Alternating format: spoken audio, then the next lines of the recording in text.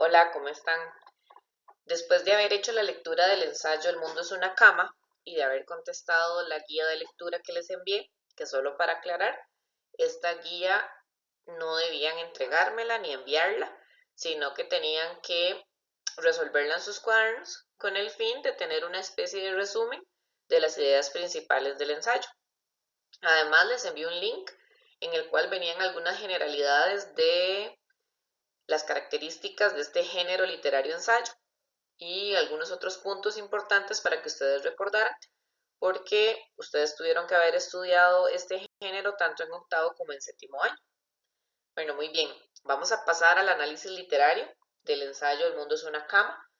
Sobre todo vamos a hablar de datos históricos que son sumamente importantes para que se pueda comprender la totalidad del texto. Iniciamos con datos sobre la autora. Rosa Montero, periodista y escritora. Es una mujer española que nació en el año 1951 y recibió el Premio Nacional de Periodismo en 1980. Además de ser periodista y escritora, trabajó también con grupos de teatro independiente y desde los años 70 colaboró con diversos medios informativos. Fue en el año 1977 cuando comenzó a trabajar para el diario El País, en el que fue redactora en primer lugar y luego pasó a ser jefa del suplemento dominical. Esto más o menos fue en los años 80. A lo largo de su vida ha hecho más de 2000 entrevistas a personajes trascendentales de la vida pública mundial. Recibió numerosos e importantes premios en esta rama. También ha sido profesora tanto de periodismo como de literatura en muchas prestigiosas universidades del mundo. Ha participado en centenares de simposios, conferencias, charlas y diferentes cursos o encuentros literarios, tanto en Europa como en América. Escribió guiones de televisión y también documentales, en los cuales obtuvo importantes premios. Ha publicado varias novelas y por estas ha recibido premios. También escribió dos ensayos biográficos, uno titulado Historias de mujeres, en el cual viene el ensayo El mundo es una cama, y otro titulado Pasiones. También ha escrito cuentos para niños y recopilaciones de entrevistas y artículos.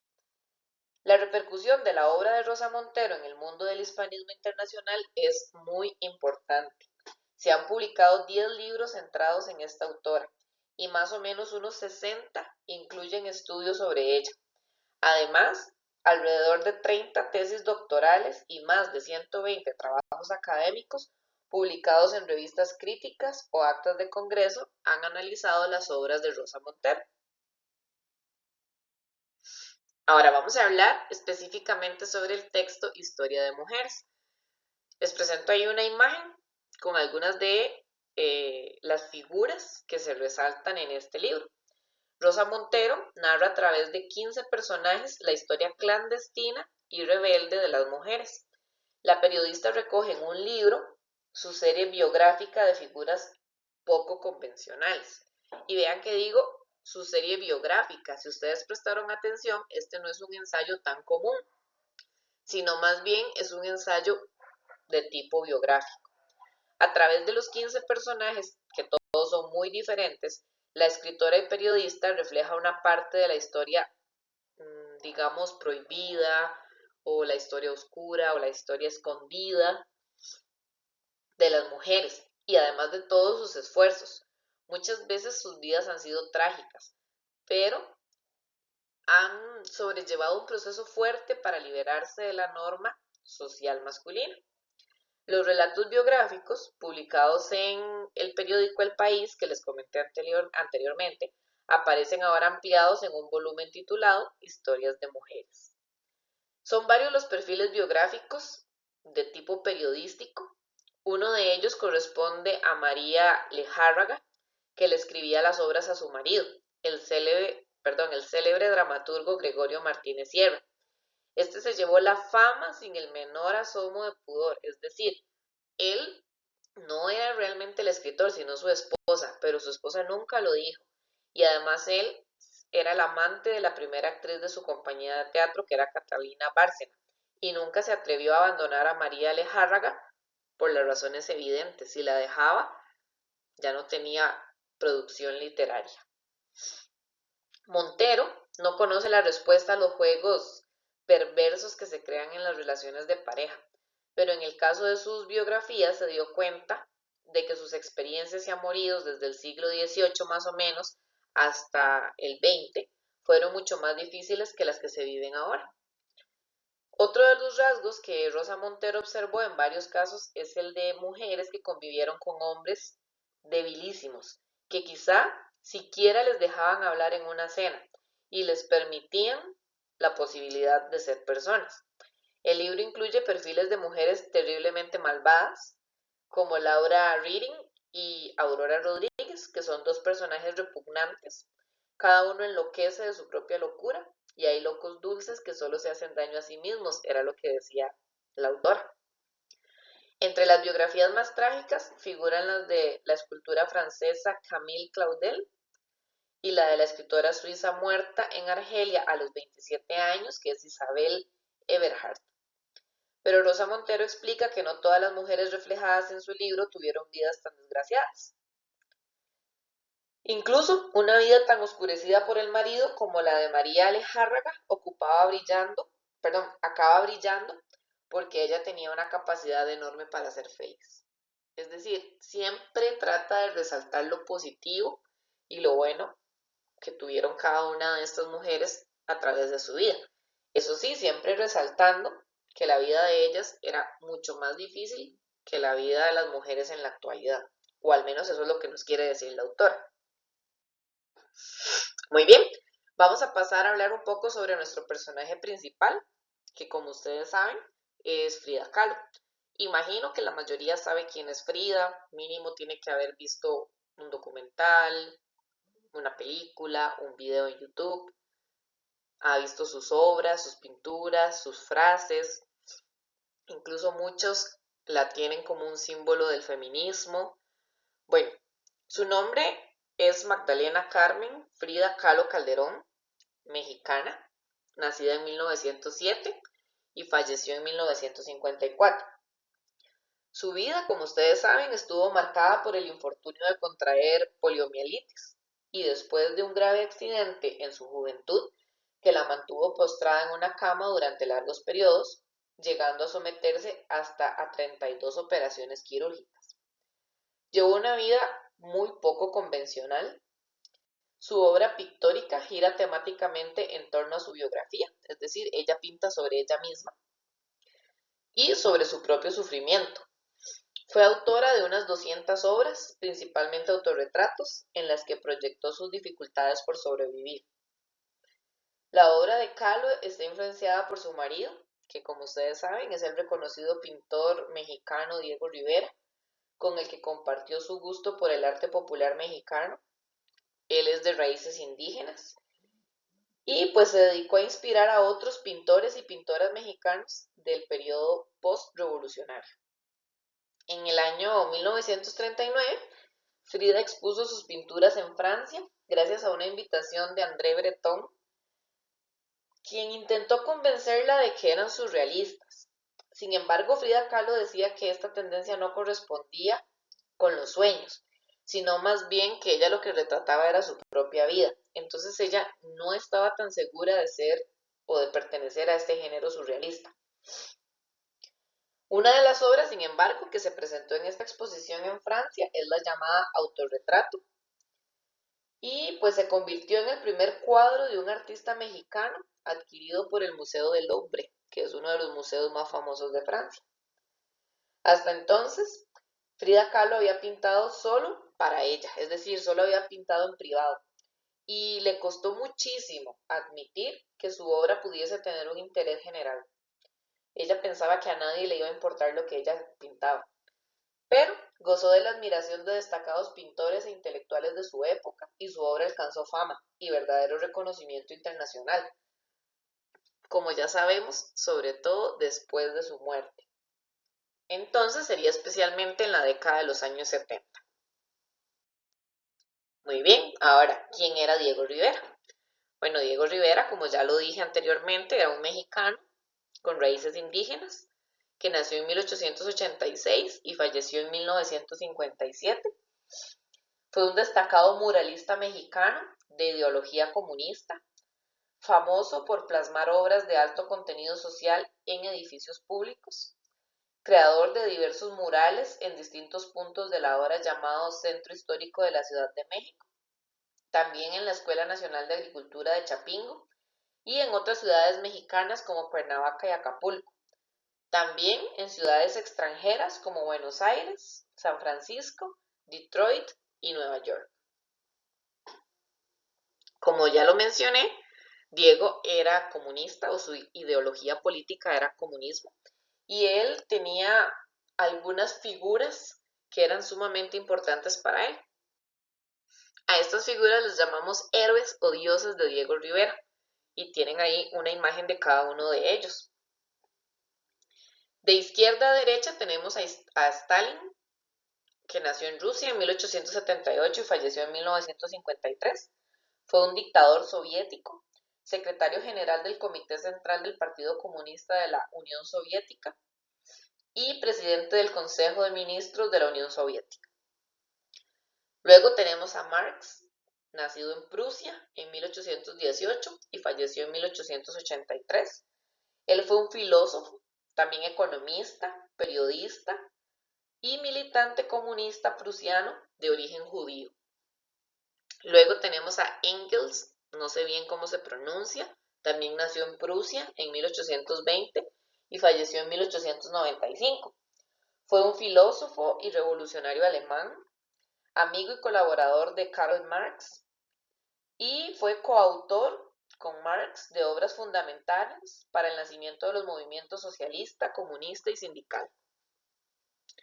Finalmente tenemos a Mao Zedong, quien nació en China en 1893 y muere en 1976. Fue el máximo dirigente del Partido Comunista de China y de la República Popular China. Bajo su liderazgo, el Partido Comunista se hizo con el poder en la China continental en 1949, el líder máximo de China hasta su muerte. Muy bien. Ahora, ya tenemos información importante sobre esta ideología política. Ahora muy bien, ¿qué es entonces el comunismo? Bueno, es una ideología bastante compleja de explicar. Sin embargo, sabemos que nace como un movimiento político que promueve la formación de una sociedad sin clases sociales, donde los medios de producción sean de propiedad común para todos. Esto implica que la propiedad privada de todas estas personas o de todos estos medios no existiría, lo que llevaría el poder a la clase trabajadora. En su fin último, el comunismo busca la abolición del Estado. Ya esto sería lo más utópico, ¿verdad? Porque si no existe la propiedad privada de los medios de producción, no existe la explotación. Por lo tanto, la organización estatal no sería necesaria. Las bases del comunismo fueron desarrollados por Karl Marx y Friedrich Engels a finales del siglo XIX, como se los mencioné en la diapositiva anterior, quienes escribieron libros como El Capital. En el siglo XX, el revolucionario ruso y líder bolchevique Vladimir Lenin se propuso llevar a la práctica dichas teorías escritas por Marx y por Engels a partir de su propia interpretación. Ok, como les decía, esta presentación está basada en datos históricos bastante importantes para comprender el texto literario. Por eso, que ahora vamos a hablar de quiénes son Emiliano Zapata y Pancho Villa, que estoy segura que también tienen que haberlos escuchado en algún momento en las películas mexicanas, que tal vez ustedes no vean a diario, pero saben que existen, por ejemplo las de Cantinflas. Se suelen mencionar figuras políticas como estas. Bueno, Emiliano Zapata nació en México en 1879 y falleció en 1919. Fue un revolucionario. En el complejo desarrollo de la Revolución Mexicana de 1910, los llamados líderes agraristas recogieron las justas aspiraciones de las clases rurales más humildes, que se habían visto abocados a la miseria por una arbitraria política agraria, que trataba justamente de desposeerlos de sus tierras. De todos ellos, Emiliano Zapata sigue siendo el más admirado. Mientras que Pancho Villa, quien su nombre verdadero es José Doroteo Arango Arámbulo, también mexicano, nacido en 1878 y fallecido en 1923, fue un revolucionario que lideró, junto con Emiliano Zapata, este sector agrarista del que les hablaba anteriormente de la Revolución Mexicana. Fue un campesino pobre, huérfano y con escasa formación, pero cuando estalló la revolución de 1910 llevaba muchos años fugitivo en las montañas a causa de un asesinato. Dedicado entonces al vandalismo, gozaba de admiración y popularidad entre los campesinos por sus acciones contra los hacendados ricos. Entonces, si ustedes prestan atención a lo que les expliqué anteriormente sobre estos héroes o dioses a quienes seguía Diego Rivera y luego la poca información que les brindé sobre el comunismo, podemos darnos cuenta que tanto Emiliano Zapata como Pancho Villa son unas figuras importantes de esta ideología política, ya que estaban en favor de los campesinos, querían, digamos, derrocar a este sector agrarista que despojó a los pobres de sus tierras y pues estaban en contra de todos los hacendados ricos.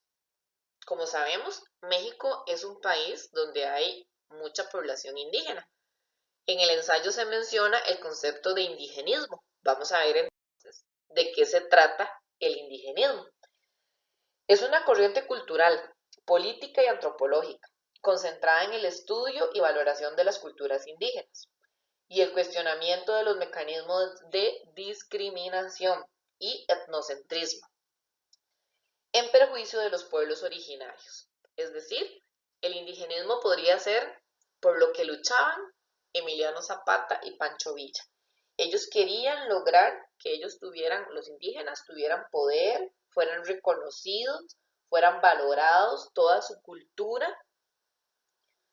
que se les dejara de cuestionar y de discriminar por ser diferentes a los demás. Muy bien, no nos alejamos todavía de esta ideología política y pues es importante ahora hablar de qué era el trotskismo, que por cierto en la guía de lectura les puse que investigaran sobre quién era Trotsky. Bueno, el trotskismo es un movimiento político y una corriente de pensamiento inspirada en León Trotsky, un revolucionario que tuvo una gran incidencia en la Revolución Rusa de 1917. Trotsky fue un pilar del comunismo en Rusia, hasta que comenzó a enfrentarse a José Stalin, oponiéndose a su filosofía y a sus políticas. Finalmente tuvo que exiliarse y fue asesinado por la policía secreta soviética. Como ustedes saben, en todas las ideologías políticas hay bandos. Entonces, a pesar de que Stalin también pertenecía a esta ideología comunista, Trotsky no estaba de acuerdo con todas sus posturas y también era comunista. Debemos entender que tanto Trotsky como Stalin son líderes del comunismo. Cuando Trotsky empezó a oponerse a Stalin, tuvo que huir de Rusia, pues su vida corría peligro. Trotsky era conocido de Diego Rivera y pues obviamente de Frida Kahlo también. Rivera logró que México le diera asilo político a Trotsky en este momento que andaba huyendo y pues se instaló en la casa de Frida. Allí se hizo gran amigo de Frida, con quien terminó teniendo un romance, que asumo que quienes han visto la película, pues han visto este romance que surgió en ellos dos. Los esposos entonces se pasan al trotskismo, o sea, ya dejan de ser comunistas y pasan a ser trotskistas, que es como decir una nueva ideología política. Por último, Diego y Frida se distancian de Trotsky, quien finalmente es asesinado, y ellos deciden volver al Partido Comunista de México. Y bueno, para finalizar, tenemos que responder a esa importante pregunta, ¿qué es el surrealismo?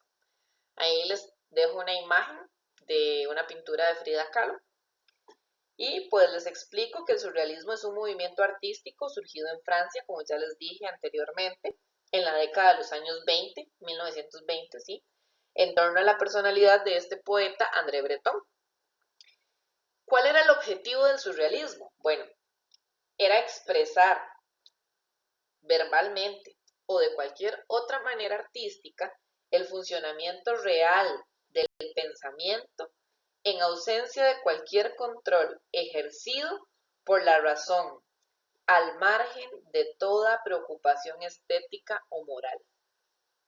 Por eso es que Frida decía que ella no escribía sobre los sueños, ya que el surrealismo se ha interpretado mucho como la expresión verbal o artística de cualquier tipo de los sueños, ya que sí lo que está diciendo es que quiere representar el funcionamiento del pensamiento, pero en ausencia de cualquier control ejercido. Eso solamente sucede en los sueños. En los sueños nosotros estamos pensando, pero no estamos controlando esos pensamientos. Es decir, una teoría de lo inconsciente y de lo irracional como medio para cambiar la vida, la sociedad, el arte y el hombre por medio de la revolución. Se fundamentaba en la teoría, la interpretación de los sueños de Freud también, que supone un rechazo de la cultura tradicional basada en el poder de la razón. Defiende la revolución y se compromete con movimientos activistas de izquierda. Adivinen cuál, el comunismo. Entonces, como pueden ver, todo está ligado entre sí. Las figuras de Emiliano Zapata y Pancho Villa, la relación de Diego Rivera con estos personajes y su pasión por el comunismo, la relación amorosa entre Diego y Frida, y luego ese triángulo amoroso que se forma con Trotsky, la situación de vida de Frida, que la lleva a pintar sobre ella misma y que esas pinturas se relacionan con el surrealismo, a pesar de que ella dice que escribe sobre la vida, podemos observar en sus pinturas esta ruptura o esta ausencia del control ejercido por la razón. Espero que este texto les haya gustado y pues vamos a seguir trabajando algunas clases más sobre él.